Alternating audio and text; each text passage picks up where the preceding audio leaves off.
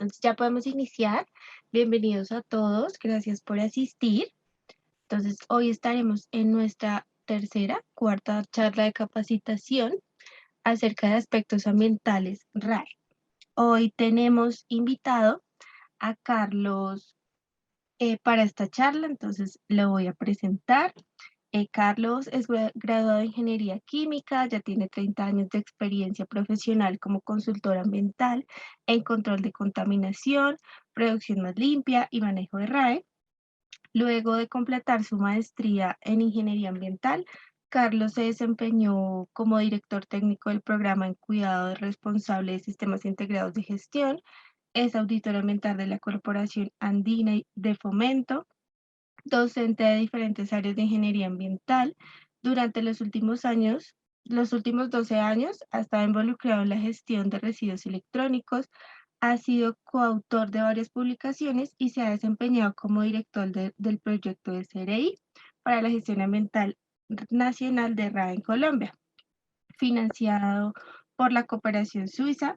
Desde el 2018 es coordinador regional del proyecto Fortalecimiento de Iniciativas Nacionales y Mejora de la Cooperación Regional para el Manejo Ambiental de COP o residuos eléctricos y electrónicos en países de América Latina, que es financiado por el Fondo del Medio Ambiente y ejecutado por la ONUDI en 13 países de la región.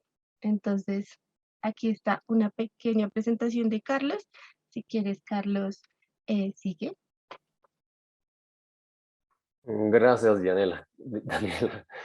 Buenos días para todos. Coloco mi cámara para que nos conozcamos con quienes de pronto todavía no nos hemos conocido. Veo con agrado que hay más de 35 personas conectadas. Veo muchos nombres conocidos acá, qué bueno. Y seguramente pues con algunos no hemos tenido todavía la oportunidad de conocernos, pero lo vamos a hacer por este medio. De manera que, pues muy bienvenidos a todos, gracias por la puntualidad y daremos entonces inicio a esta jornada. Permítanme compartir entonces mi pantalla. Daniela, si me permites, por favor, me habilitas para compartir pantalla. Voy a iniciar haciendo una introducción a lo que va a ser esta presentación. En primer lugar, la presentación inicialmente estaba dirigida hacia los aspectos ambientales relacionados con la gestión de RAE, pero resolví pues cambiar un poco el enfoque realmente porque es muy difícil, ustedes lo saben, separar los aspectos ambientales de los aspectos de salud. De manera pues que me voy a estar refiriendo a ambas cosas, tanto aspectos ambientales como aspectos de salud, que están relacionados con la gestión de los RAE. Ese es un primer punto. Y, a ver, les vamos a pedir el favor si pueden apagar sus micrófonos durante la presentación y después para una sesión de preguntas y respuestas podemos abrirlos. Entonces, bueno, esa es la primera cosa que les quería comentar, el enfoque que vamos a tener durante esta charla. Y la segunda es relacionado pues con el proyecto de CRI, una introducción muy pequeña que realmente es una sola lámina que tengo allí preparada, pero podemos ir aprovechando para adelantar. El proyecto de CRI, el cual tengo el honor de estar coordinando acá en Colombia desde el año 2009, entonces, llevamos ya casi 13 años al frente de este proyecto. Es un proyecto que es financiado por la Cooperación Suiza, un proyecto a través de SECO, que es la Secretaría de Estado para Asuntos Económicos, y que desde el punto de vista técnico el proyecto es apoyado por EMPA, que es un instituto suizo de investigación para materiales. Hacen investigación pues, en muchos temas y uno de esos es justamente los RAE y en particular el tema de plásticos, que es uno de los puntos más importantes que abordaremos hoy. Y la otra entidad que coordina el proyecto a nivel internacional es el Foro de los Recursos Mundiales, el World Resources Forum. Son las dos entidades entonces que coordinan el proyecto. Y ese proyecto se encuentra aquí en Latinoamérica, únicamente en Perú y en Colombia. Pero se desarrolla paralelamente en Ghana, en Egipto, en India y en Sudáfrica. Son los países en donde el proyecto actualmente está está en funcionamiento. De manera que es un proyecto a nivel, si se quiere, mundial. Anteriormente se han tenido actividades en China, en India, en otros países del Asia. Y somos afortunados en Colombia pues, de haber recibido esta cooperación desde el año 2008, 2009, que llegó el proyecto acá a Colombia. Y desde entonces pues, he tenido el honor de coordinar este proyecto a nivel de Colombia. Y el proyecto básicamente pues, lo que busca es apoyar y crear las capacidades tanto a nivel nacional. Y cuando hablamos de crear capacidades, pues es colaborar con todos los actores que están relacionados con la gestión de RAE. Con el Ministerio del Medio Ambiente pues hemos colaborado muy cercanamente en varios temas, como por ejemplo en la elaboración de la política, de las primeras regulaciones que se hicieron acá en Colombia, y en otros temas que seguimos coordinando y apoyando al ministerio. Por ejemplo, actualmente, pues para que ustedes de una vez conozcan también, estamos apoyando al ministerio en la elaboración de un curso virtual para RAE, que va a ser colgado en la página del ministerio.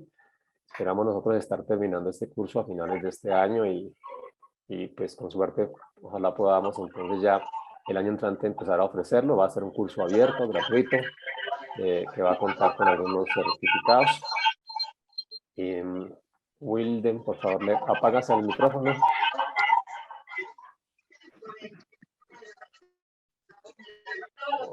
No sé si Wilden me está escuchando.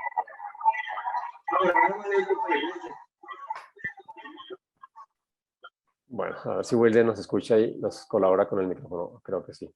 Ya.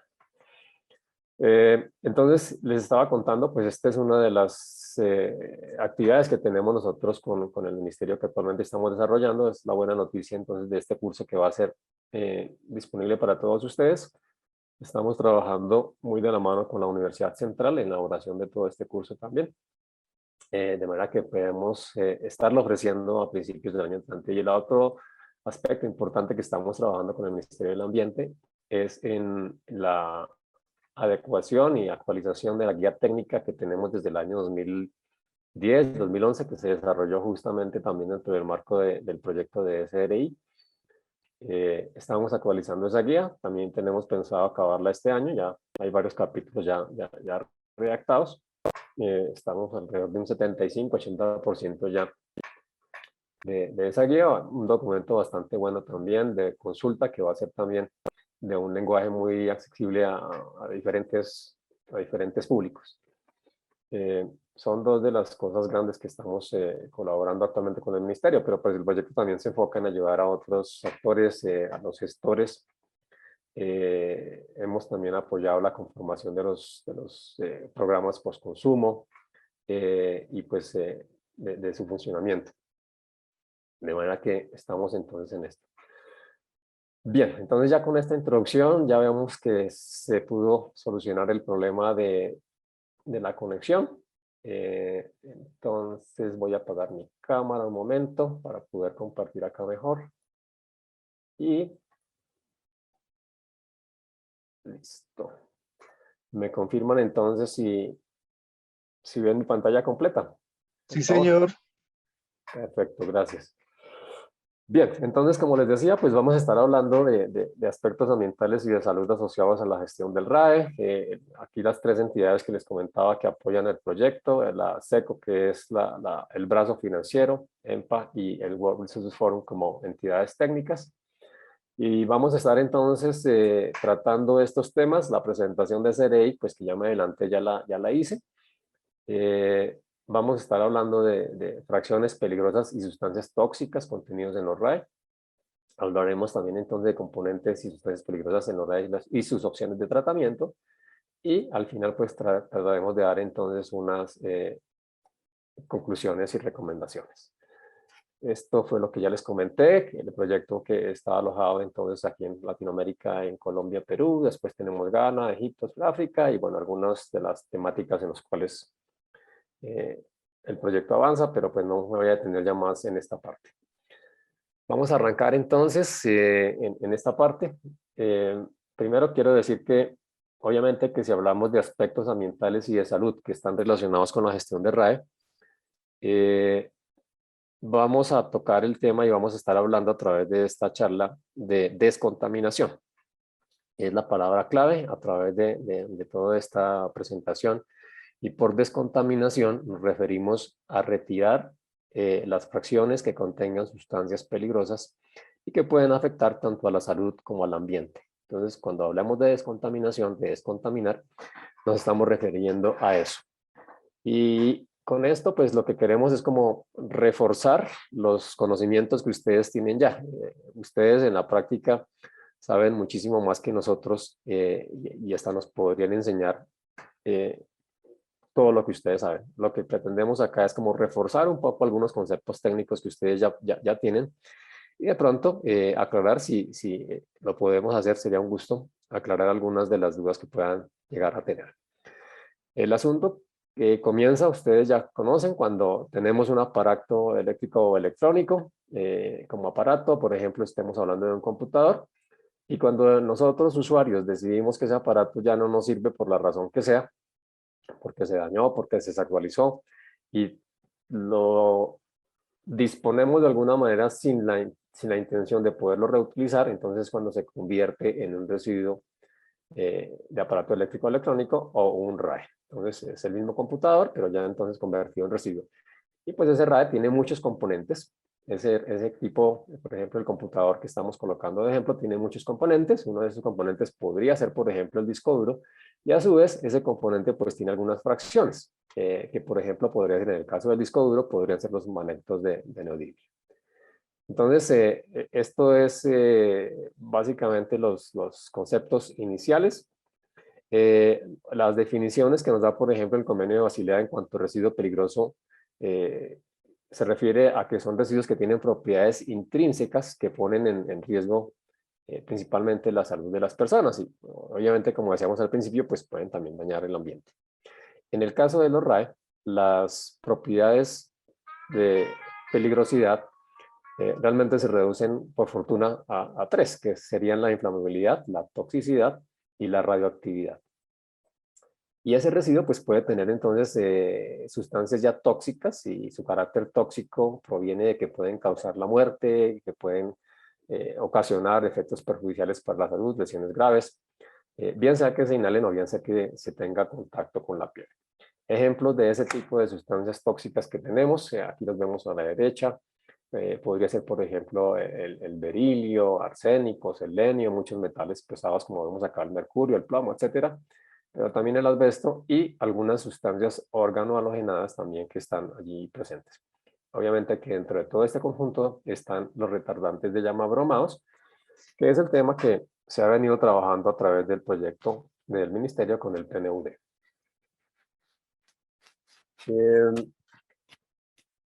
De manera que pues son muchas las sustancias, se presentan en diferentes componentes, como ya los mencionamos. Acá algunos ejemplos, por ejemplo, aquí las tarjetas de circuito impreso.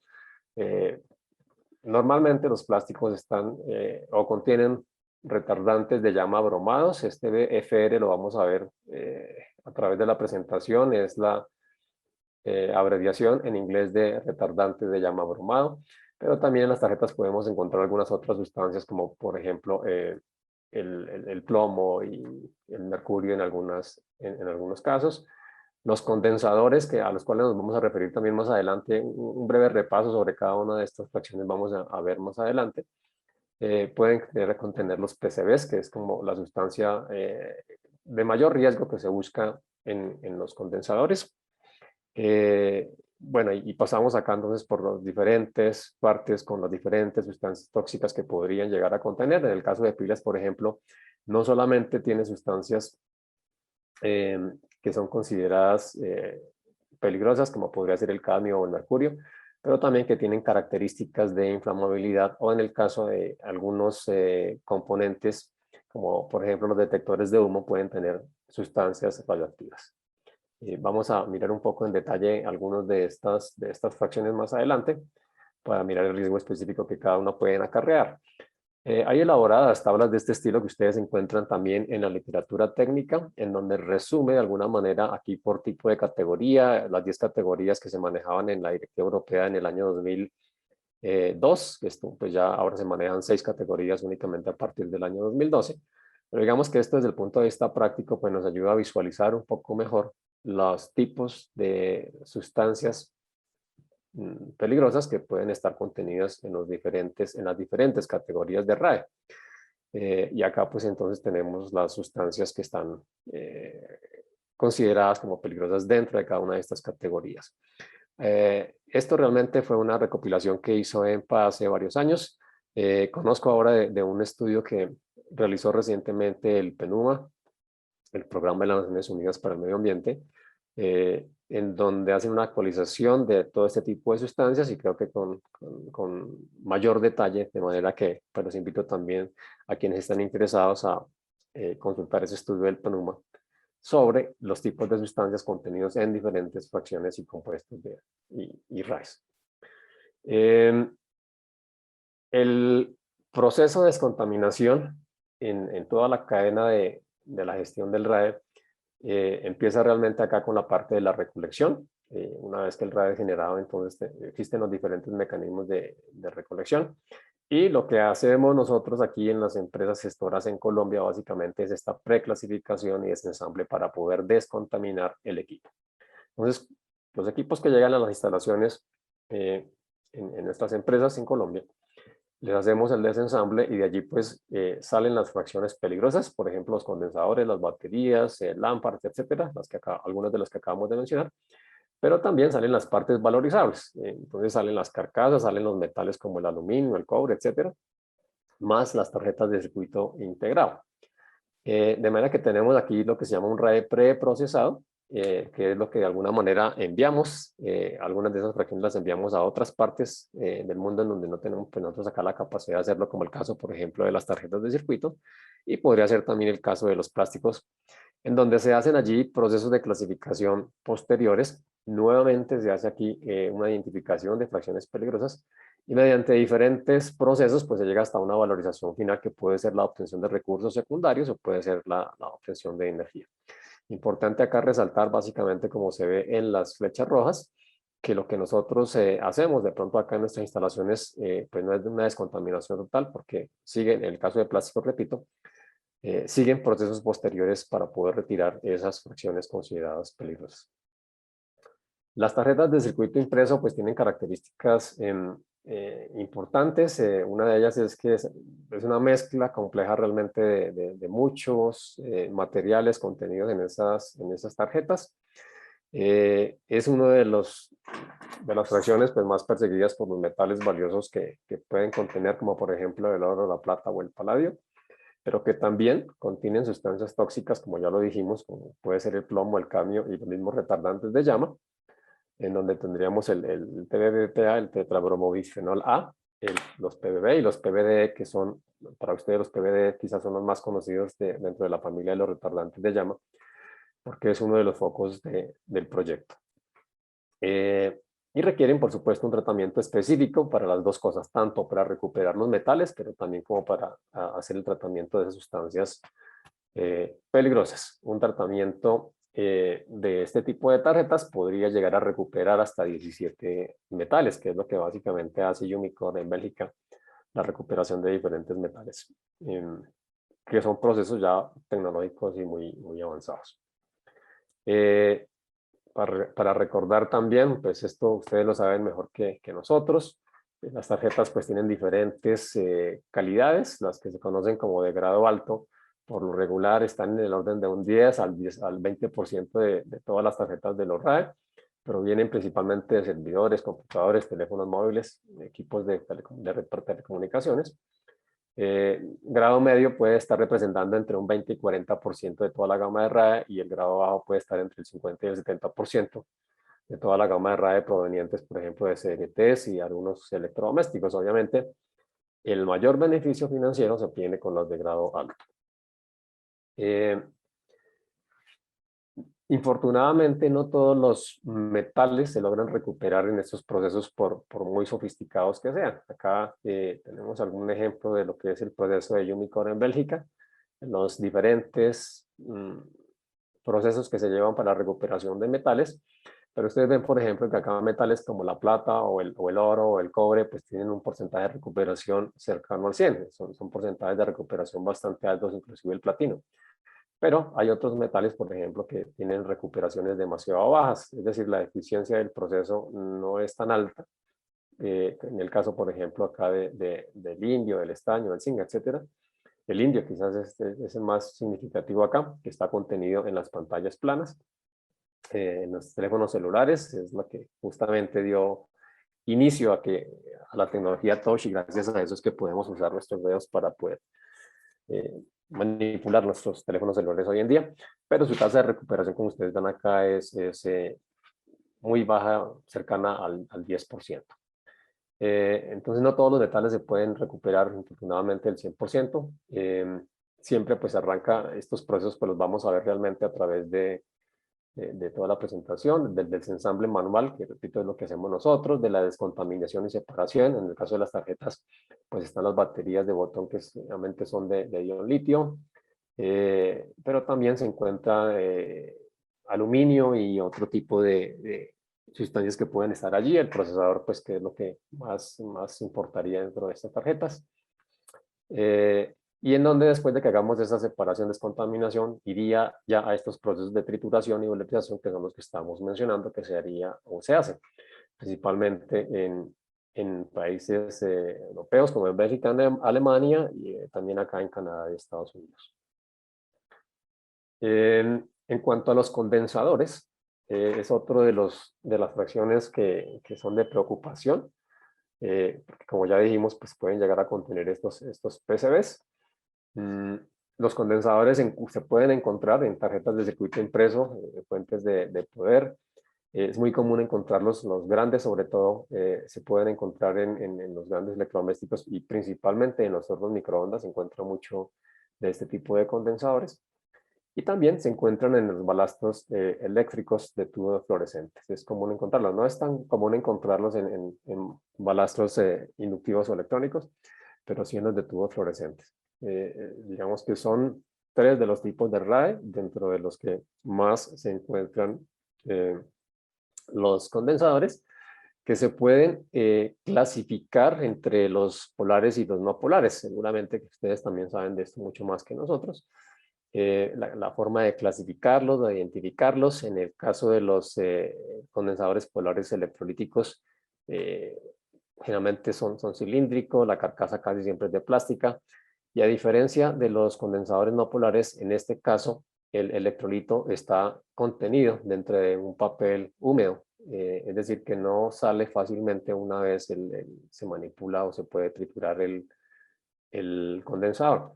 Que a diferencia del condensador no polar, aquí sí se encuentra, el electrolito se encuentra en estado líquido y puede llegar entonces a escapar, como por ejemplo en los condensadores de microondas que mencionábamos, es muy común encontrar 100% de aceite en esta parte. Tienen este tipo de sustancias peligrosas. Acá ustedes ven, por ejemplo, en el caso de los electrolíticos está el PCB, el fenol, entre otro tipo de sustancias consideradas peligrosas. Tienen muchos compuestos inorgánicos, tienen ácidos orgánicos, tienen disolventes, tienen aditivos anticorrosivos, y todo este tipo de sustancias pues pueden contaminar el agua, pero también, repito, la salud humana. ¿Qué opciones de tratamiento tenemos? Pues lo que se recomienda realmente para este tipo de condensadores, son recomendaciones pues, que están contenidas dentro de los convenios internacionales, como por ejemplo el de Estocolmo, recomiendan principalmente la incineración con alta temperatura. Entonces, o son incineradores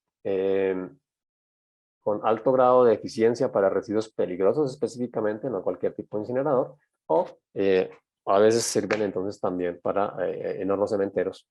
Se podría llegar a mirar esa separación. La disposición en rellenos de seguridad no es la más recomendada, pero pues es una opción en este caso. Y hablemos de los plásticos, que repito, pues es como el tema en donde me voy a detener un poquito más. En la parte de plásticos, reciclaje de plástico realmente no es tan sencillo. Representa muchos desafíos por la variedad de plásticos de que estamos hablando, pero también porque la mayoría de los plásticos, aquí arriba tenemos algunos de esos plásticos como el PET, el HPD, el PVC, etcétera, el estireno y otros. Resulta que muchos de esos plásticos no se pueden mezclar para poder hacer un aprovechamiento eficiente. Entonces existen tablas como estas que ustedes ven acá, en donde los verdes nos dicen que tienen una buena compatibilidad porque sus propiedades son buenas y se pueden mezclar de alguna forma, hasta los que están en rosado, que dicen que tienen una muy mala compatibilidad para poderlos mezclar y hacer un aprovechamiento eficiente de ese tipo de plásticos. Entonces, ese es un primer reto que tenemos cuando hablamos del reciclaje de plásticos y son que en su mayoría son incompatibles porque tienen diferentes temperaturas de fusión, porque no se mezclan bien, etc.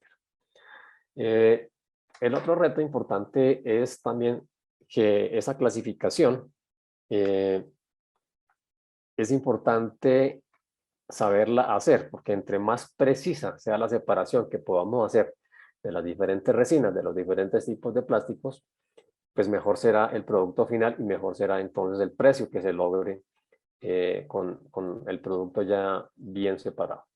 Y ese producto que esté muy bien separado, muy bien clasificado, pues se puede utilizar para productos de alta calidad, es decir, lo que se conoce dentro del reciclaje como el upcycling, que es sacarle el mayor valor posible al reciclaje del plástico. Claro, se podría tener una mezcla de plásticos también y por lo regular son utilizados pero para productos de baja calidad y es lo contrario a lo que acabamos de decir que es el upcycling. Aquí estamos hablando del downcycling.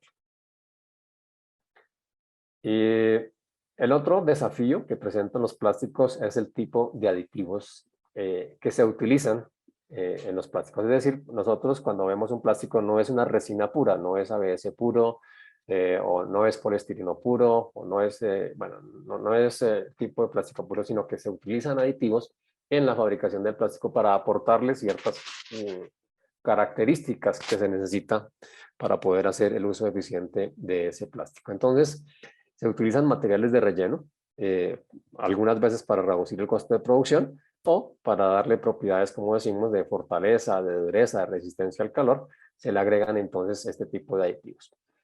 Se le pueden agregar plastificantes, como es en el caso de los cables, para aumentar la ductibilidad, la flexibilidad, la durabilidad. Pero también muchos de esos plásticos se les agregan retardantes de llama, como en el caso de algunos plásticos de los RAE, para aumentar la resistencia al calor. Y también se utilizan estabilizadores de rayos ultravioleta para aumentar la radiación, la resistencia a la radiación UV. Y algunos pigmentos se pueden utilizar también para darle color a algunos plásticos. Desafortunadamente, muchas de las sustancias que se utilizan tienen efectos sobre la salud, que pueden tener efectos neuronales, que van a tener una incidencia para efectos, por ejemplo, del aprendizaje o de reducir el coeficiente intelectual. Pueden tener efectos sobre el sistema endocrino, dando problemas, por ejemplo, de obesidad, de tiroides, pueden tener también efectos sobre el sistema reproductivo y algunos otros de esas sustancias que se utilizan como aditivos pueden tener otros efectos hasta cancerígenos y también, por supuesto, pues la afectación al medio acuático que es bien conocida por todos nosotros. Metales pesados, por ejemplo, se utilizan en algunos estabilizadores para rayos ultravioleta y en algunos pigmentos, por ejemplo, que decíamos para dar color. Se utilizaba, por ejemplo, el cromo, que era muy común utilizarlo para dar coloraciones.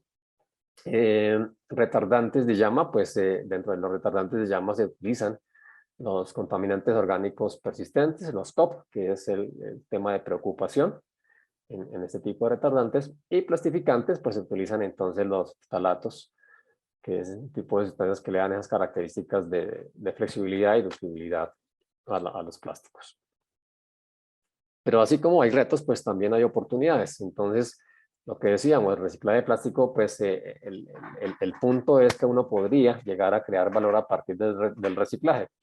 Estos son algunos datos numéricos. No quiero que miremos tanto el detalle de cuánto vale o cuánto valía en 2017. Estos son datos de 2017 en Europa, de cuánto valía una tonelada de plásticos mezclados.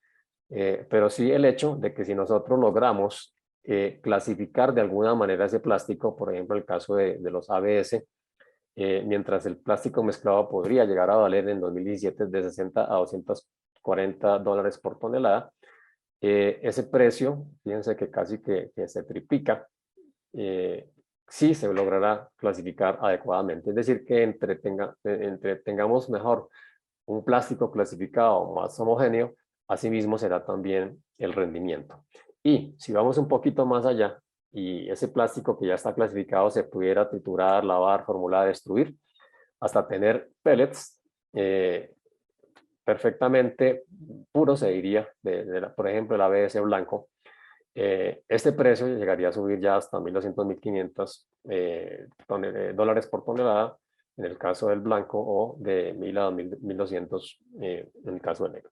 Pero repito, no quiero que nos o nos fijemos tanto en los precios que hay, sino en la creación de valor que hay, en el aumento de precio que hay, que entre mejor hagamos una clasificación y una separación y le demos entonces un valor agregado a través de otros procesos, podemos llegar a tener valores bastante atractivos desde el punto de vista económico. Esos son datos 2017, seguramente pues como los metales pasa igual, pues cambian año tras año dependiendo del mercado o mes a mes realmente, dependiendo de cómo esté el mercado a nivel internacional, dependiendo de los precios del barril de petróleo. Es decir, hay muchas variables que inciden sobre el precio, pero lo importante acá es mirar que entre mayor separación hagamos, mayor clasificación hagamos, podemos obtener precios mejores. Pero adicional al valor económico, pues hay también una ventaja en la reducción de los impactos ambientales. Pues obviamente vamos a disminuir, a reducir todos los desechos plásticos, pero también de alguna manera, en la medida en que podamos reciclar, clasificar, separar, pues vamos a sustituir la producción de plástico virgen, lo cual quiere decir descarbonizar de alguna manera un poco nuestra economía, que es uno de los temas que se persiguen entonces bajo la economía circular. Vamos a eliminar también los aditivos tóxicos, pues porque si estamos reciclando de alguna manera ya están contenidos ahí.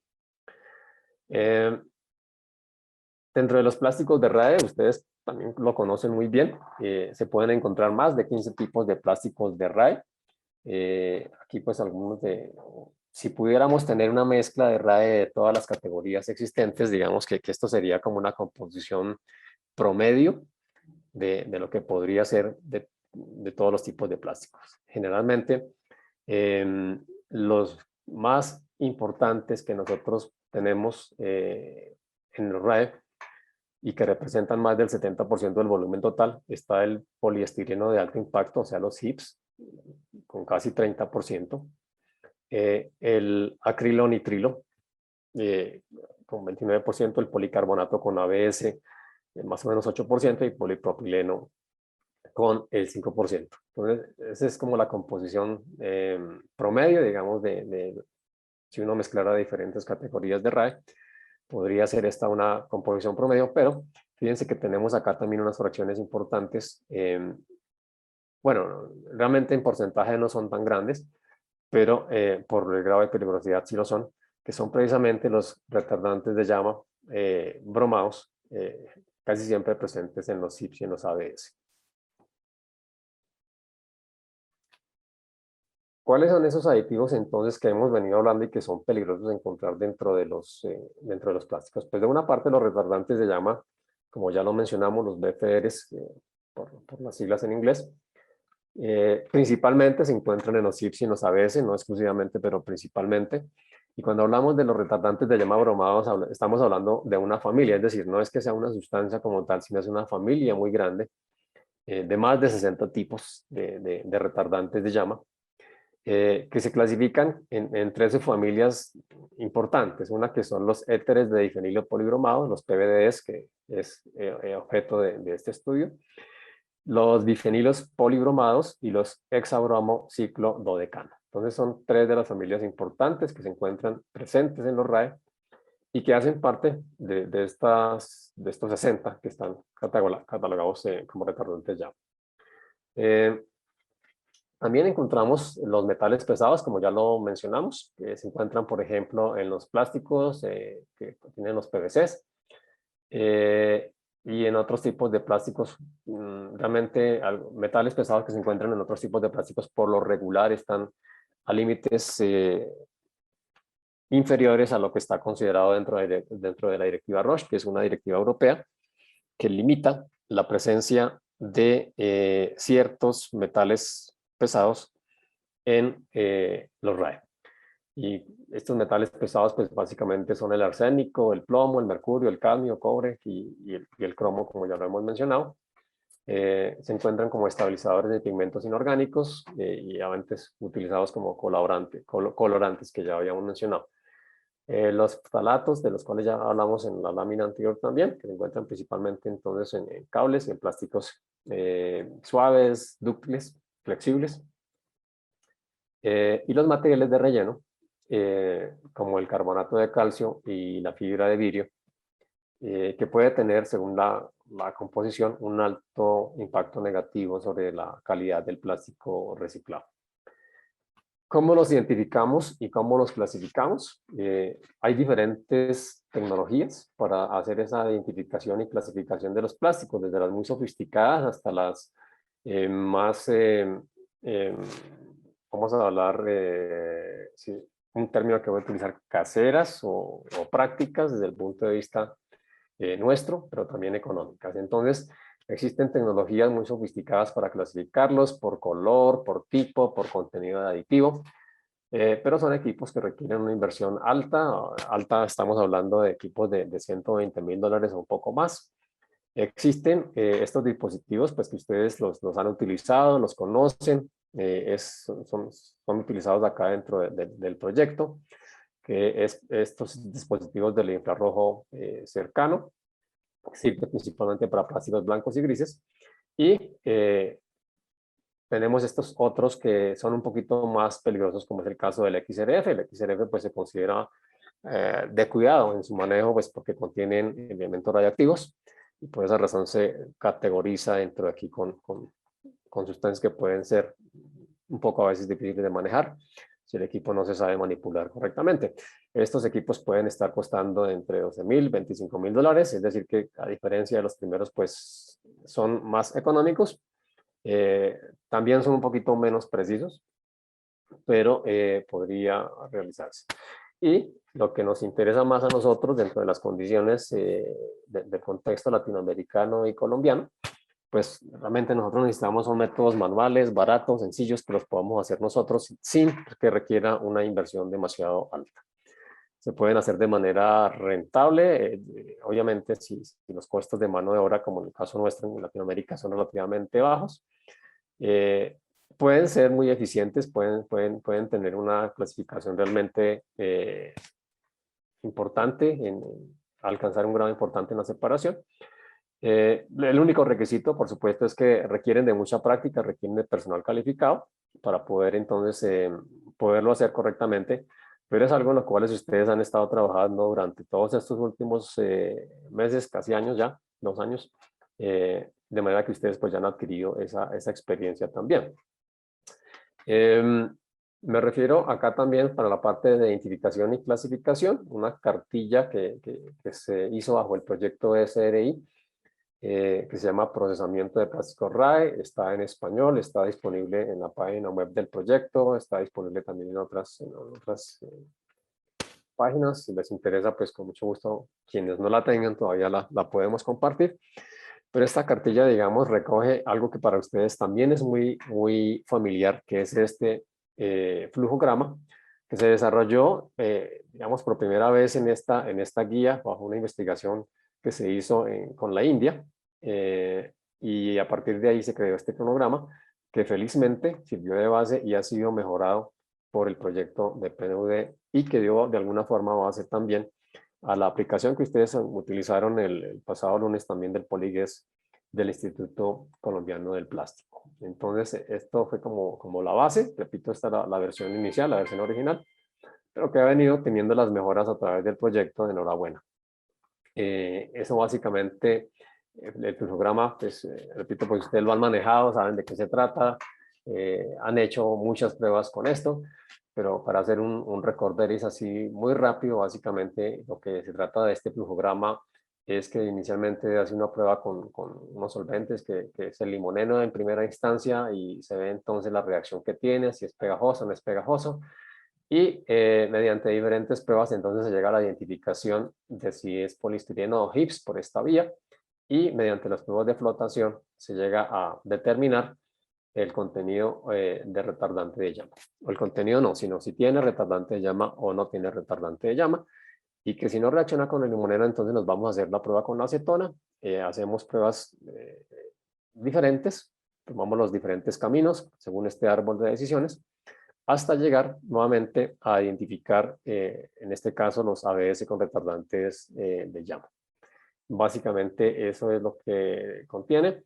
Pero otra forma, y ustedes son expertos en esto, es de identificarlo por el tipo de producto. Entonces, acá tenemos lo que podría ser la composición básica para diferentes tipos de aparatos eléctricos electrónicos. Entonces, en el caso, por ejemplo, de los grandes electrodomésticos, lo que más contiene son polipropileno.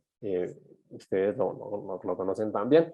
En el caso, por ejemplo, de televisores, pantallas de tubos de rayos catódicos, equipos de consumo, lo que más contiene son HIPS.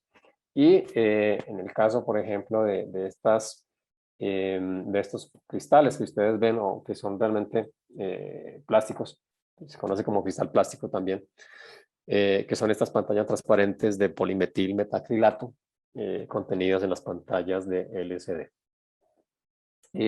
Existen también clasificaciones internacionales. Ustedes también ya seguramente las conocen. Cuando ustedes desarman un equipo ven que tiene una serie de numeritos. Esos números se refieren, el primer número se refiere al tipo de plástico, por ejemplo, si es polipropileno, ABS, policarbonato, etcétera. Esa es la primera marcación que ustedes ven. Después ven un guión y después ven algo como GF30, que se refiere al contenido en fibra de vidrio, y el número que está acá se refiere al porcentaje. Por ejemplo, acá sería entonces que el plástico que estamos analizando contiene 30% de fibra de vidrio. Después viene otro guión y después una P que se refiere al plastificante que tiene. Y los plastificantes pues están codificados por unos números. Entonces viene aquí unos números después de la P. Y finalmente, si el plástico tiene retardante de llama, lo último que ustedes ven es esto, retardante de llama, flame retardant en inglés. Este FR se refiere al retardante de llama, si es que lo tiene, y acá también tiene un código que nos dice el tipo de retardante de llama que tiene el plástico. Esto es una norma ISO internacional, la 11469, y esa norma dice que las partes de plástico que tengan más de 100 gramos deberían estar marcadas de forma visual con este tipo de marcación. En la práctica, ¿qué encontramos nosotros? Que a veces esas marcaciones es muy difícil de encontrar o no existen, o en algunos casos hemos encontrado de que son erróneas. Y yo creo que ustedes también han tenido esa experiencia, que muchas veces se encuentran con que un plástico era, no sé, poliestireno, resultó ser otra cosa. Entonces, aunque son marcaciones internacionales, muchas veces no son tan fiables para poderse uno guiar definitivamente por eso. Luego vienen otros métodos, entonces ya que también ustedes los conocen muy bien, que son las pruebas de hundimiento y de flotación.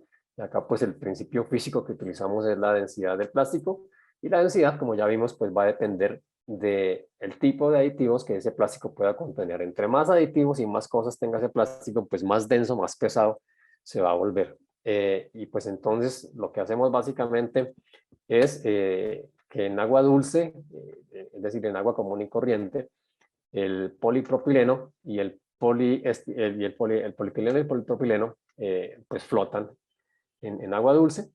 Luego tendríamos el caso del poliestireno, HIPS y ABS, que flotan a una densidad de 1.1. 1 quiere decir la densidad del agua, esta línea roja de acá.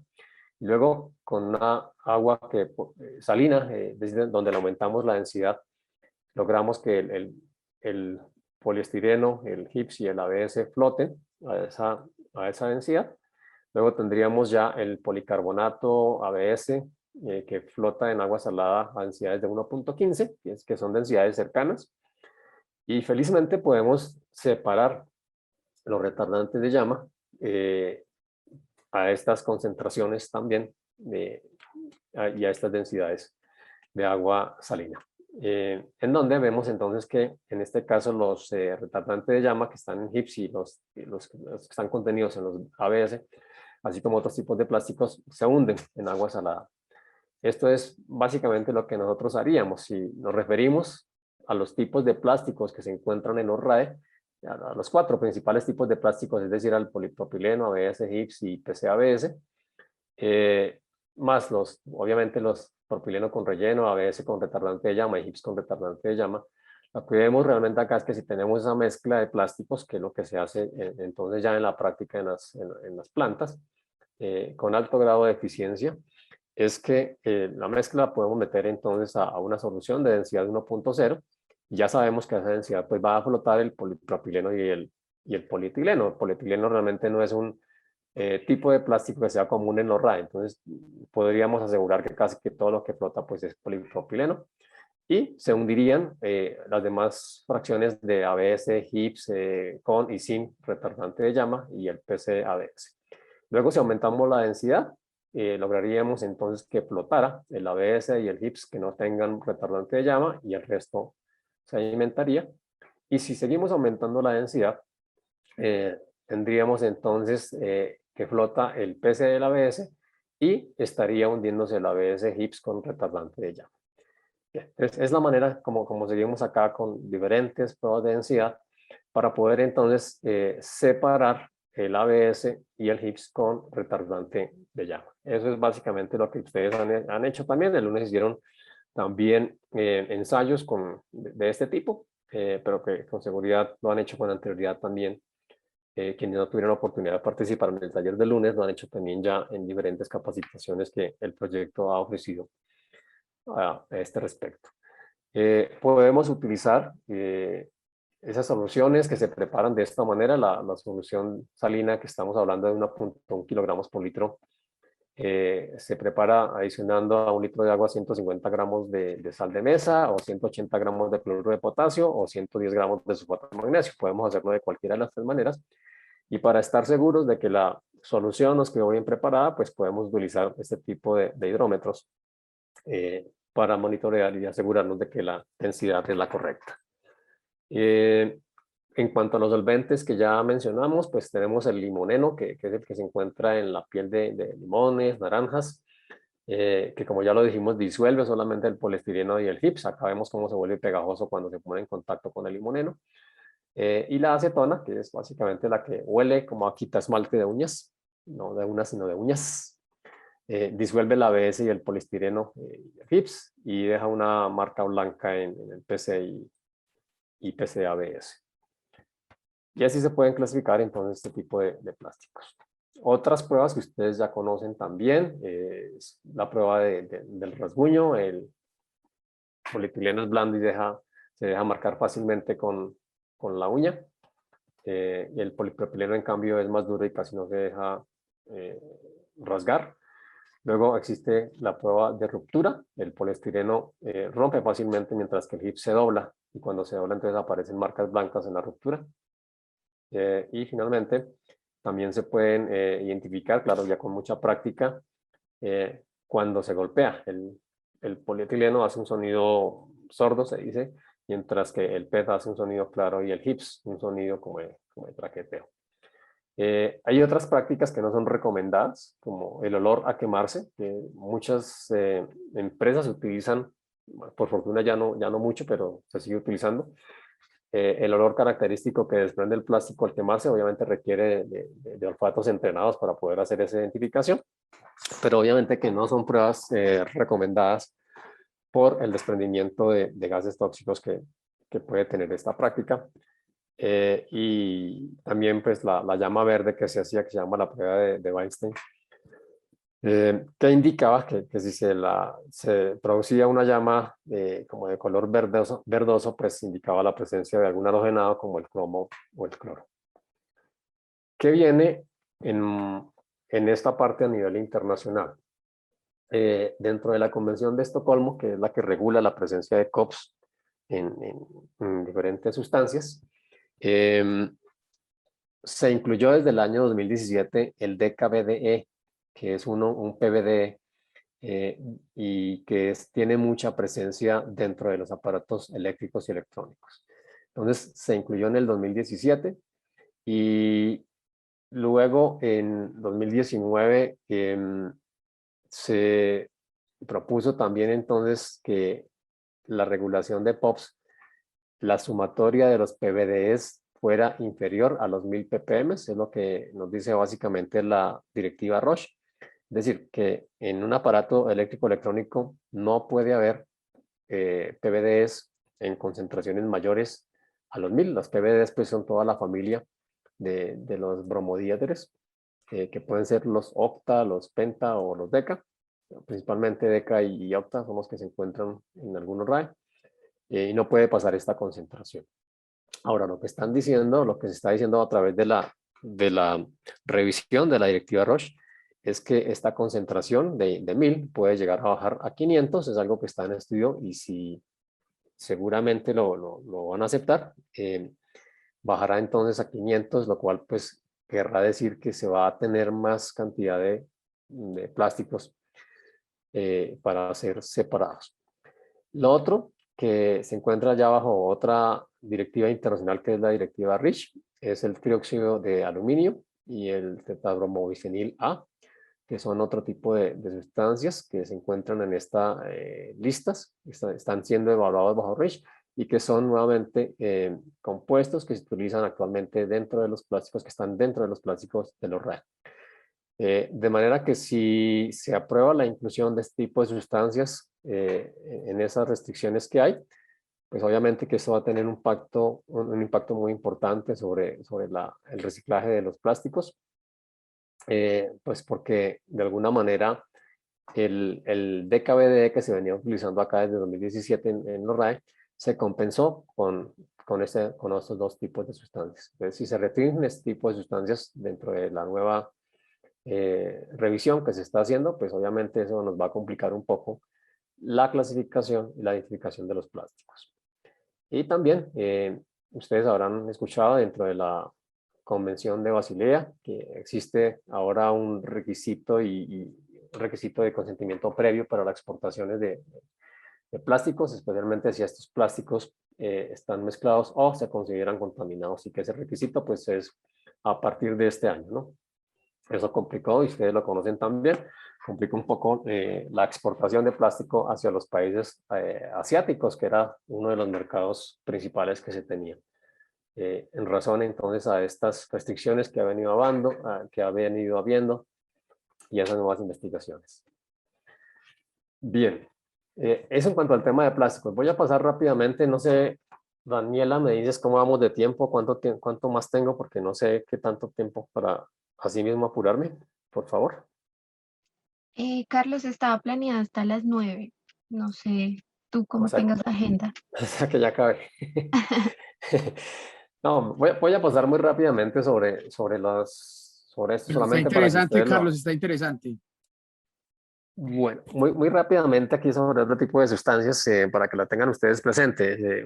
Podemos ahondar en otra oportunidad sobre esto, pero básicamente para que lo tengan ustedes en mente, no son los únicos tipos de sustancias peligrosas que encontramos dentro de los RAE que tienen afectación importante a la salud y el ambiente. Existe, por ejemplo, en el caso de las pantallas de cristal líquido, la iluminación de fondo con tubos de mercurio. Este pues es uno de los principales problemas que encontramos en las pantallas LCD. Por fortuna esta tecnología ha venido migrando hacia iluminación LCD, pero aún a las plantas de tratamiento de RAE pues siguen llegando pantallas LCD con iluminación de fondo con tubos de mercurio. Requiere, por supuesto, de personal capacitado, de un cuidado extremo para poderla retirar. Ustedes saben que son microfilamentos casi, de tamaño diminuto, estos que están aquí en la parte inferior, que se retiran entonces de esa iluminación de fondo, pero que tienen cantidades de mercurio que pueden estar, en un tubito de esos puede contener de 2 a 4 miligramos de mercurio, y un televisor en total podría estar conteniendo entre 30 a 60, dependiendo del número de tubos, miligramos de mercurio.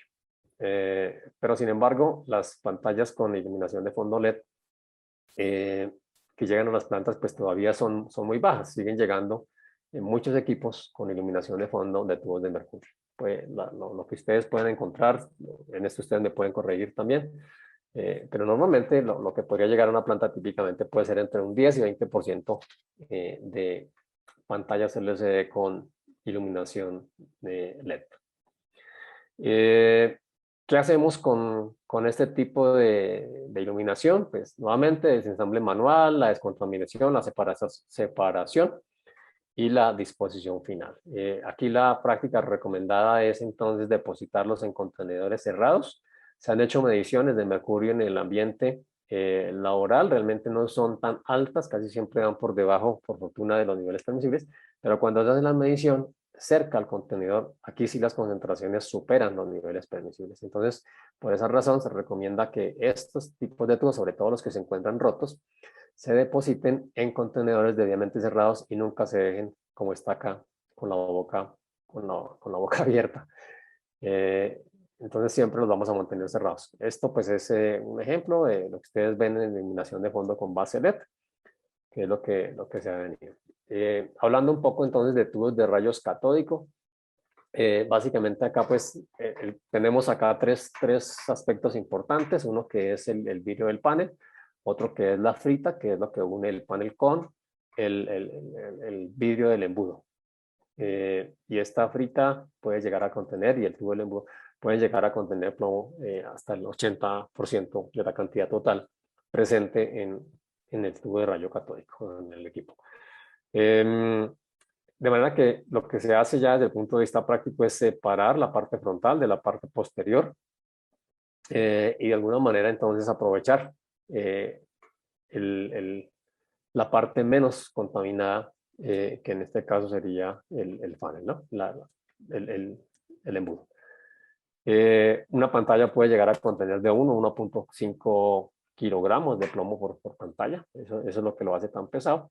Y la razón pues de agregarle el plomo realmente acá es porque este cañón, que es el cañón de electrones, que es lo que hacía la imagen visible, pues se dispara acá contra una pantalla que tiene unos polvos fluorescentes de fósforo y otras cosas, y nosotros que estamos aquí al frente pues tenemos que estar protegidos de esa radiación, y por esa razón se le agregaba el plomo entonces. Por eso es el contenido alto de plomo de esto, y ese cuidado que hay que tener acá. Básicamente lo que hacemos es el desensamble, separar el vidrio plomado y no plomado, limpieza del vidrio. Para eso se tiene entonces que remover el fósforo. Aquí puede haber también algunos metales pesados, existen algunos metales de tierras raras acá que son importantes desde el punto de vista económico y ambiental, pero digamos que su recuperación técnica todavía no es rentable. Por esa razón entonces la práctica usual es limpiar, remover toda la película de fósforo que recubre esta pantalla y disponerla como un residuo peligroso. Repito, no hay desafortunadamente todavía muchas opciones de aprovechamiento. Acá para la separación del vidrio pues hay diferentes tecnologías de corte con diamante o con alambre, como lo hacen ustedes en algunas de las empresas, y algunas otras tecnologías un poco ya más sofisticadas, que separación por rayos X. Acá lo que aprovechamos pues es básicamente el panel con vidrio no plomado, se puede utilizar, reciclar. Y el vidrio plomado pues no hay muchas opciones realmente acá para su utilización, es decir, opciones técnicas hay como rellenos, por ejemplo, en carreteras, en la industria cerámica, etcétera. Pero lo que se ha visto desde el punto de vista ambiental es que la práctica recomendada realmente es en relleno de seguridad, porque acarrea más peligro realmente haciéndole esos otros usos. Aunque, repito, técnicamente es posible y algunas empresas lo hacen. Y el polvo de fósforo, como decimos, pues por ahora lo mejor es también disponerlo como un residuo peligroso. Las tecnologías que mencionábamos, esta por ejemplo es una foto de Kenia, en donde se utilizan este tipo de tecnologías con corte. Esta es de nuestros colegas de Lito, que también tienen una máquina para hacer esta separación. Y existen diferentes, acá vemos como es el desensamble y la aspiración del polvo del recubrimiento que estamos diciendo con fósforo. Baterías de litio es otro problema importante, es otra consideración que se debe hacer en términos de ambiente, de seguridad, porque es una fuente importante de incendio, y ya pues hay muchas noticias en el mundo, muchos ejemplos en el mundo, en donde se ven o bien incendios que ocurren en los camiones, en el transporte, pero también en las plantas mismas, ¿no? Entonces, esto es algo importante que se debe tener cuidado, porque esas baterías de litio si no se aíslan adecuadamente, pueden ocasionar este tipo de accidentes que son muy frecuentes. Recientemente se sacó un documento del WiForum, que es una organización mundial que agremia a diferentes programas postconsumo del mundo, del cual hace parte de Cocompoto y Red Verde, como los únicos países en Latinoamérica. Y se sacó un documento muy importante sobre este tema de baterías de litio, que si tienen oportunidad se lo recomiendo. El idioma realmente hoy no es un problema porque tenemos traductores en línea y si el documento está en inglés simplemente se lo colocamos a un traductor como el Google Translator o DeepL o cualquier otro. Y no es problema realmente. Quizá la traducción no sea 100% fiel, pero por lo menos nos deja conocer de qué se trata el documento y tener una idea mucho más cercana. Entonces, sobre esto hay muchos documentos también escritos. Las recomendaciones básicamente acá es que estén debidamente confinados dentro de canecas que tengan vermiculita o que tengan arena para poder evitar o para poder prevenir mejor un incendio. Entonces, este pues, es uno de los riesgos más importantes en las plantas. No almacenarlo cerca de otro tipo de residuos, esto debería almacenarse de forma separada.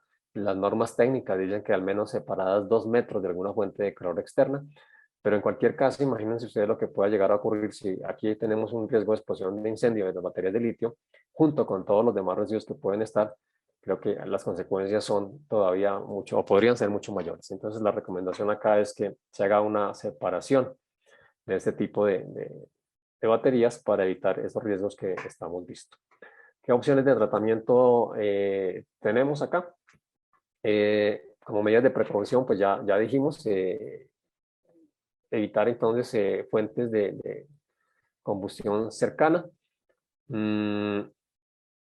Y también pues las baterías que podamos detectar que se encuentren infladas tienen que ser separadas, almacenadas y transportadas en barriles, no necesariamente de acero como estos de acá, pero sí que eviten de alguna forma el cortocircuito que se puede presentar. Otra práctica es envolverlos acá en bolsas plásticas o aislar los polos con cinta aislante. Acá vemos con vermiculita, por ejemplo, también, para evitar ese tipo de riesgos, ¿no? Y la opción, bueno, pues puede ser rellenos de seguridad, pero hoy en día pues ya existen plantas también para recuperar litio y cobalto de este tipo de pilas. Pero sí se requiere un cuidado muy especial en el transporte y en el almacenamiento. Asbesto es otra de las instancias importantes desde el punto de vista ambiente y salud. Se ha utilizado pues por las propiedades que tiene, porque es resistente al calor, porque es resistente a muchos productos químicos, porque tiene una alta capacidad de aislamiento. Bueno, tiene muchas ventajas que lo hacen, que lo han hecho útil para aplicaciones varias. En los RAE, en el caso particular, pues se utiliza, por ejemplo, acá en distribuidores eléctricos, en tableros con construcción ligera, en calentadores eléctricos de almacenamiento. Acá tenemos para estufas. Entonces tiene muchas aplicaciones en aparatos eléctricos, principalmente, por esas propiedades que tiene. Se le conoce también como el amianto. Es decir, cuando ustedes escuchen hablar de amianto, no, estamos hablando de asbesto.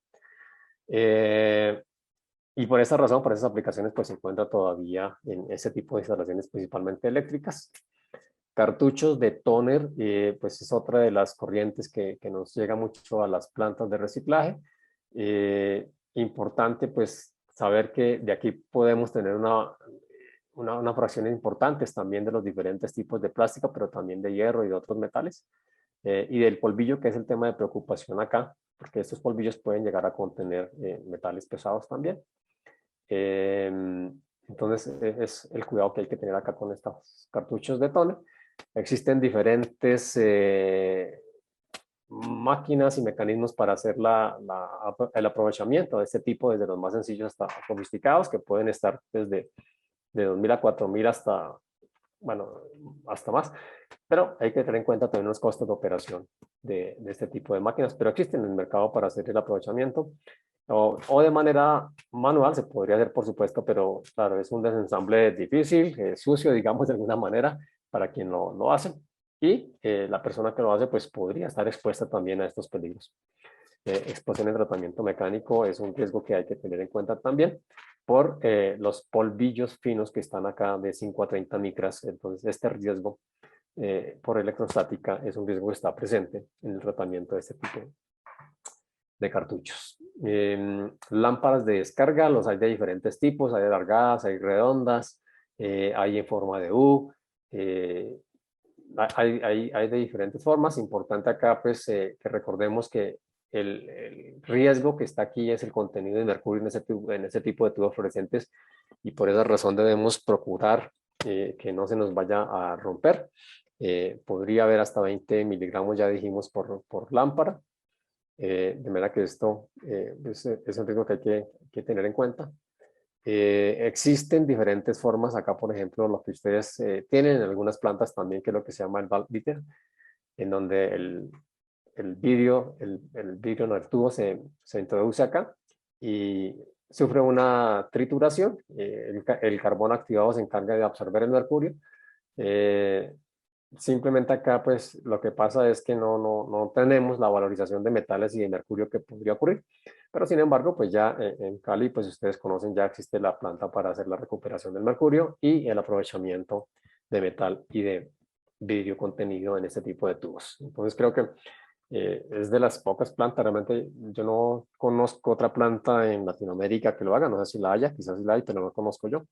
Pero creo que Colombia sí está un poco a la delantera de otros países en estos temas de aprovechamiento, por ejemplo, de tubos con mercurio.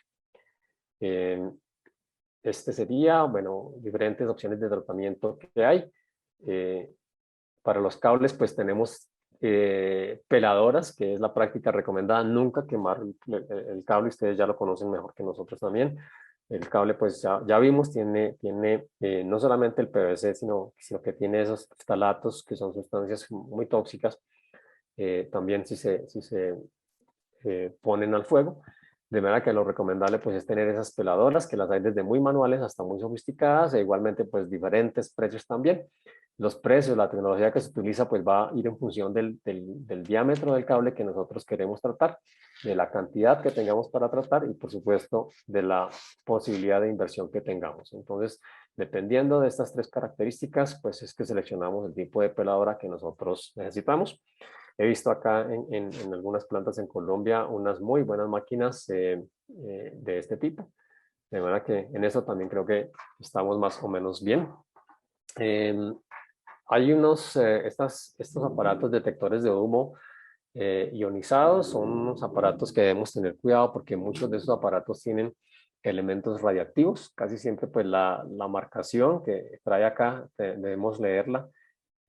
Acá, por ejemplo, se alcanza a ver un poquito la advertencia porque tienen este tipo de elementos, pero entonces son este tipo de sustancias que debemos tener cuidado cuando nos lleguen a las plantas. Por lo regular, las plantas deberían tener, y así lo exigen también los estándares técnicos internacionales, deberían tener estos detectores de radiación para que en el momento de que encuentre que algún lote está contaminado por radiación, pues tomar las precauciones necesarias. Las plantas de RAE no están autorizadas para tratar elementos reactivos, de manera que tiende que hacer por otros canales. Esto es algo importante a tener en cuenta. En este tipo de impresoras, pues bueno, también pueden tener iluminación de fondo con contenido de mercurio. Pueden tener también aquí algunos otros dispositivos que ya hemos visto. La recomendación acá, la identificación, la separación y la disposición especializada. Y finalmente, como resumen, dejamos esta tabla en donde están los componentes y fracciones de los RAE que hemos mencionado, las sustancias peligrosas que pueden estar contenidas, no necesariamente están contenidas, pueden estar contenidas en este tipo de componentes. Yo soy consciente de que algunas empresas productoras, algunas marcas que nosotros conocemos del mercado han hecho esfuerzos grandes para tratar de cambiar este tipo de sustancias por otras menos peligrosas. De manera que esta es una tabla indicativa, pero no es que sea una tabla que podamos tenerla como 100% cierto, porque las tecnologías cambian año tras año y seguramente lo que antes, no sé, si por ejemplo, a ver, tablas de tarjetas de circuito impreso que antes podrían tener berilio, por ejemplo, pues ya no tienen. Entonces es algo indicativo, pero no lo podemos tomar tampoco como una base cierta, pero creo que nos sirve como una herramienta, por lo menos para tener un acercamiento de qué es lo que tiene cada una de las fracciones que nosotros manejamos en las plantas de tratamiento. Requieren identificación, separación, descontaminación, valorización, la disposición final y los tratamientos especiales. Requisitos básicos para la parte del desensamble. Entonces, por supuesto, tenemos que conocer muy bien los equipos que entran a nuestras plantas, tenemos que tener los registros, la documentación necesaria, llevar muy juiciosamente toda esta documentación para conocer entonces la procedencia y el tipo de equipos que están llegando a las plantas, documentar bien todos estos procesos de desensamble con procedimientos operativos estándar, es lo recomendable. Muy deseable que se tengan en los puestos de trabajo entonces las hojas de seguridad, los instructivos, que es lo que casi siempre pues, se busca también durante una auditoría, que ustedes que están en el día a día operando con todo ese tipo de sustancias, ante cualquier duda pueden consultar estos procedimientos o por lo menos las fichas y que las tengan a mano para saber qué hacer cuando se enfrentan a una fracción de estas que estamos mencionando. Obviamente, pues tener las herramientas adecuadas, las máquinas adecuadas. La instrucción y el entrenamiento del personal pues tiene que ser algo constante sobre este tipo de sustancias, pero la actualización también, ¿no? Porque lo que decimos, pues el tipo de residuos y aparatos cambia con la tecnología. Controlar la calidad en los procesos de desensamble, pero también de descontaminación. Hay diferentes formas de hacerlo. Aquí, pues, balance de materiales sería una de las cosas que deberíamos tener en cuenta para poder hacer este control. Obviamente, tener las estadísticas de descontaminación. Para eso nos sirve también el balance de materiales. Para el caso de baterías que decíamos, pues tenemos que implementar ese concepto de almacenamiento diferenciado para las fracciones valorizables y para las fracciones peligrosas. Por esa razón también los estándares técnicos exigen que haya un área separada para los residuos considerados peligrosos con ciertas características que están contenidos dentro de las guías técnicas. Planear muy bien el flujo de materiales y mantener un control de flujo en la disposición. Y finalmente, para la parte de plásticos que mencionamos anteriormente, pues los plásticos, ya dijimos, deben ser clasificados por tipo de aditivo. Dentro de todos los plásticos, los 4 principales considerados dentro de los RAE, que son los CIPLA, ABS, PCABS y polipropileno, que representan más del 70% del volumen total de los plásticos de los RAE. El tema de los aditivos, como son los retardantes de llama, que son los que estamos en este momento tratando entre el proyecto con PNUD. La clasificación de los principales plásticos de RAE, así como la separación de los retardantes de llama, se puede lograr con métodos sencillos. Ya vimos que no se requieren tampoco de tecnologías tan sofisticadas. Los resultados de la clasificación pueden ser bastante aceptables. Se puede lograr con tecnologías mecánicas como ya lo vimos, pero también con las prácticas que hemos venido siguiendo acá, más sencillas, más económicas. No se pueden utilizar, por supuesto, bueno, ya son aplicaciones que no dependen de ustedes como gestores de RAE, es más a quienes ustedes les venden esos plásticos. Pero obviamente que esto no se puede utilizar para juguetes de niño o productos que puedan contener contacto con alimentos o con bebidas. Es difícil lograr fabricar productos de superficies lisas o brillantes para aplicaciones especiales con plásticos reciclados de RAE. Por esa razón, pues se recomienda empezar con productos sencillos y con relativamente poca visibilidad.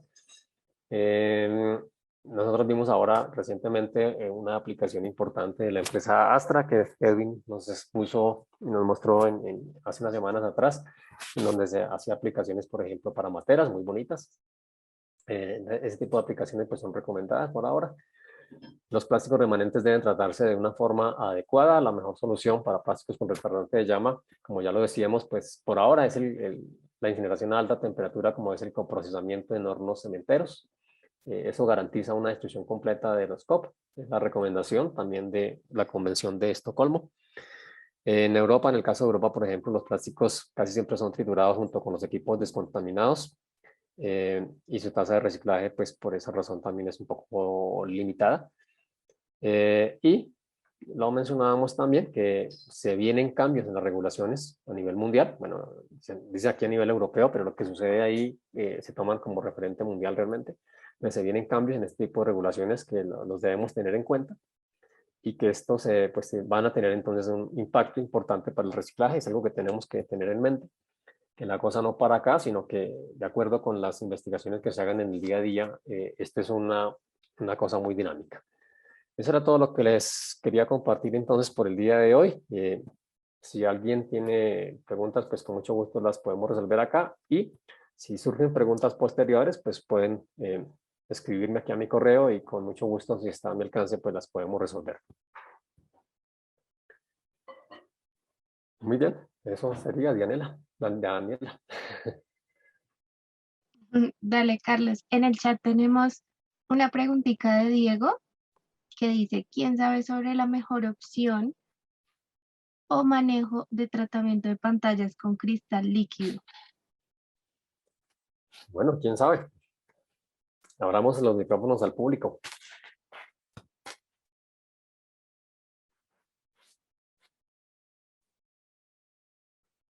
Uno de los mayores problemas que veíamos con las pantallas de cristal líquido es la iluminación de fondo, ¿no? Cuando, cuando esa iluminación de fondo tiene tubos de iluminación con mercurio. Ese digamos que es como uno de los principales criterios a tener en cuenta. Cuando la iluminación es LED, realmente no se considera todavía como un residuo peligroso. Los LED normalmente tienen arseniato de galio. El galio es un metal importante desde el punto de vista económico, pero pues todavía no es fácilmente o económicamente viable poderlo extraer. De manera que no, por esa razón, pues lo que se hace usualmente es una disposición en leyendas de seguridad, pero no es que sea realmente eh, muy, muy grave esta parte.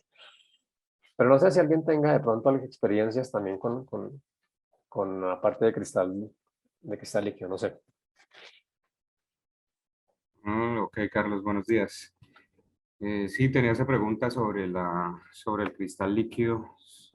Por ahora, sí, porque por ahora lo único pues es relleno de seguridad, ¿no? Sí, Pero que como ha correcto. demostrado en en la tabla, en la gráfica del proceso que tiene Umicore, en donde recuperan bajas cantidades de indio, creí que de pronto Umicore recibe ese tipo de pantallas. No, por lo que decimos, realmente pues se recupera más de otro tipo de RAE, pero no es que sea atractivo desde el punto de vista económico, porque todavía no se logra una recuperación superior al 10%, ¿no? En el caso del indio. Es uno de los metales justamente de preocupación, pues porque Sí. las minas primarias pues obviamente son cada vez más escasas y el indio es de los metales que no se puede recuperar, ¿no? El indio pues no solamente está en las pantallas o en los RAE, también está por ejemplo en los protectores solares y en otro tipo de sustancias en donde pues finalmente se pierde, ¿no? No se puede aprovechar. Sí, claro, es un material que pues en estos momentos se está perdiendo Exactamente, por exactamente. enterrarlo. Sí. Sí, porque digamos, no hemos llegado a ese balance técnico-económico para poder hacer atractivo, pero Listo. existe la necesidad de hacerlo. Eso, por ejemplo, es un tema para nuestras universidades, ¿no? Sí. Centros de investigación. Otro material que todavía pues no se sabe mucho, no sé, también preguntarlo sobre las espumas de poliuretano de las neveras. También sabes algo si hay, que es como si alguien está haciendo valorización de esa espuma. Sí, Sabemos que se pueden hacer eh, muchas cosas en temas de agregados para el concreto, sí, varias opciones, pero no sabemos quién las está realizando. sí, yo sé que Red Verde estuvo conversando hace un par de años creo que era con Dow Química, Sí. que son de alguna forma pues los que hacen también este tipo de espumas de poliuretano para su aprovechamiento. Bueno, digamos que una de las limitaciones que tiene es el contenido de hidroclorofluorocarbonos, en este caso el R134A, o en algunos casos los CFCs, que pueden estar contenidos en este tipo de espumas. Recientemente, pues las tecnologías han venido cambiando para sustituir estos AOs por refrigerantes hidrocarbonados, como por ejemplo el ciclopentano, lo cual digamos que, aunque presenta algunos riesgos en términos de seguridad industrial, los hace más aprovechables también desde el punto de vista ambiental, ¿no?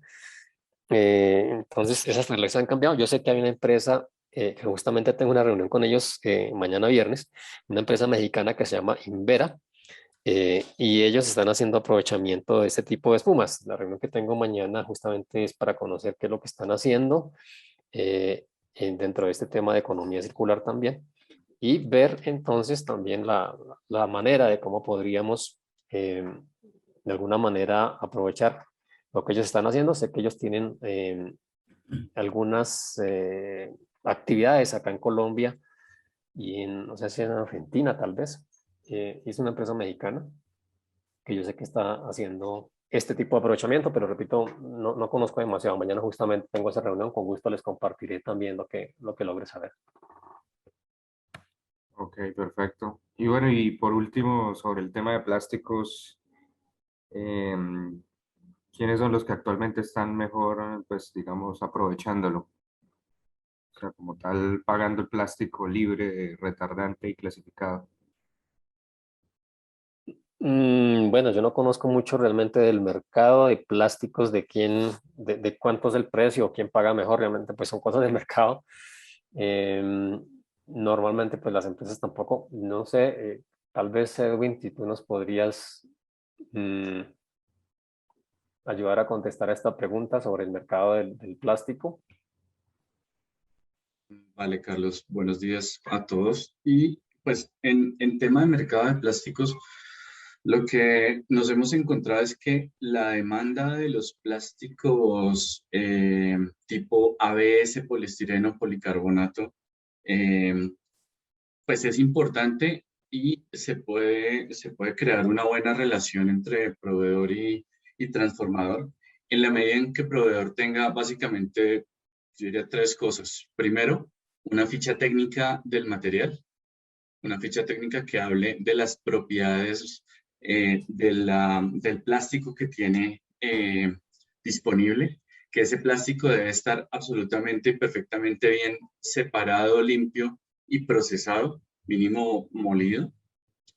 Segundo, que tenga la garantía de mantener una cantidad importante, pues que les cree un balance económico adecuado en el tema del transporte y la entrega. No podemos hablar pues de algunos kilogramos al mes para una empresa transformadora grande, sino pues ahí tendrían ustedes que recurrir a los intermediarios que típicamente recurren en los gestores RAE pequeños, medianos. Y la otra cosa es el certificado de calidad por lote, porque una vez se crea una relación de confianza con un proveedor de estos que está dispuesto a pagar un material con propiedades muy cercanas al de una materia prima, esa confianza no se puede perder por un lote mal clasificado o mal empacado. Entonces, esas son las tres cosas, pues que ustedes tengan un material muy bueno, caracterizado con una ficha técnica adecuada, que ustedes tengan una cantidad suficientemente interesante para hacer transporte y entregas con una periodicidad y con un volumen que sea interesante para ambas partes. Y tercero, que mantengan la calidad entre los lotes. Con esas tres cosas se logran más de 5 veces el incremento en el precio típico de lo que se pagaba por plástico sin clasificar y sin limpiar en la mayoría pues, de los gestores medianos pequeños que consultamos al inicio del proyecto.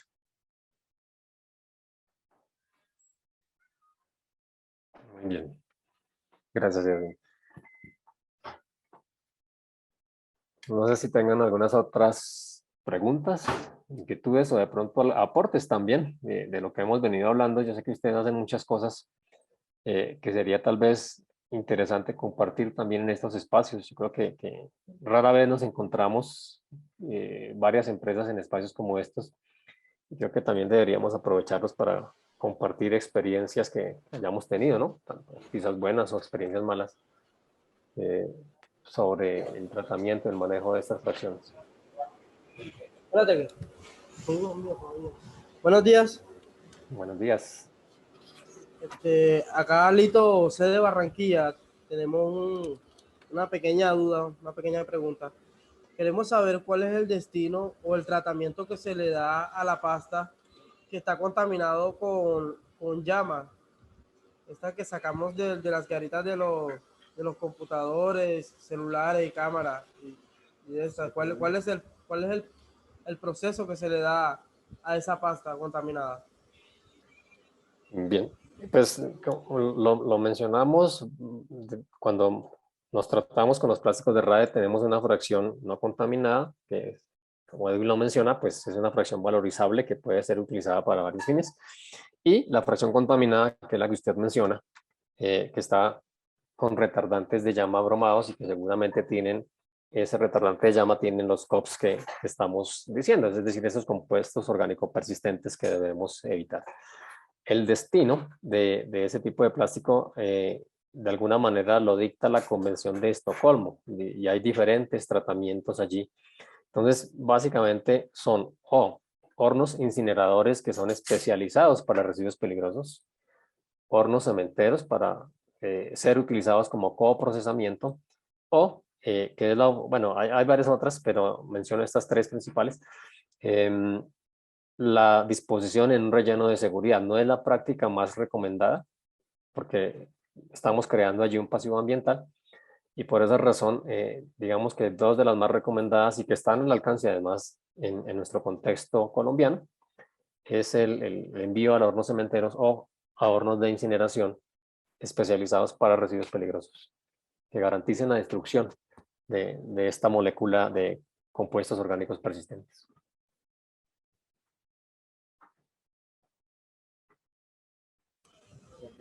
Ok, muchas gracias. Gracias.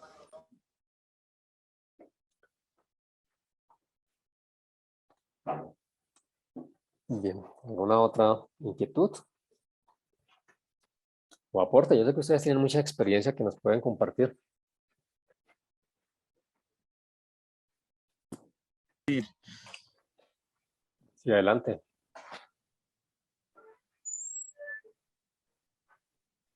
Buenos días. De mi parte, muy buena la presentación de hoy. Los temas muy acertados. Muchas gracias, Carlos.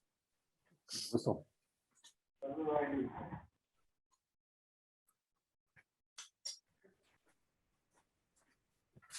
Bien, pues si no hay más preguntas, entonces Daniela, te cedo la palabra. ¿Cómo procedemos?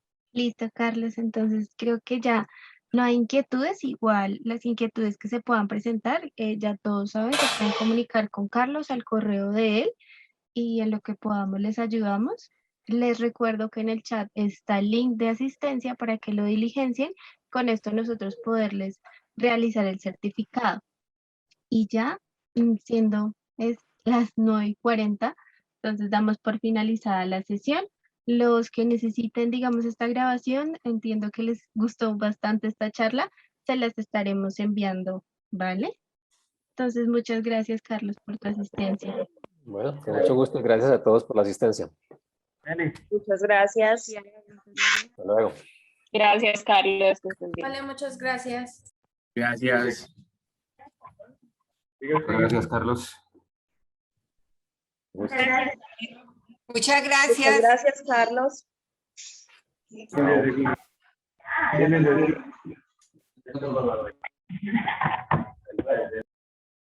Muchas gracias. Chao, Angélica.